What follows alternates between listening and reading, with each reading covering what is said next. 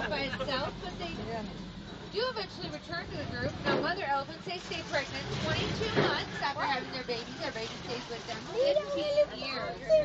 That makes them the second longest child next to us humans.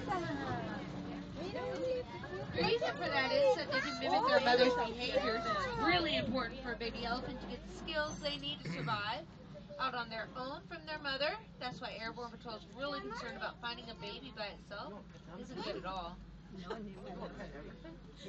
Both males and females have tusks. See how that elephant there is flapping its ears? That means he's hot. There are blood vessels inside those ears when they flap them back and forth in the air. Pulls them off. See how that elephant has dirt on its back? Their skin is very sensitive. They get sunburned really easy. So that's what they get to use as a natural sunscreen, is that dirt clay.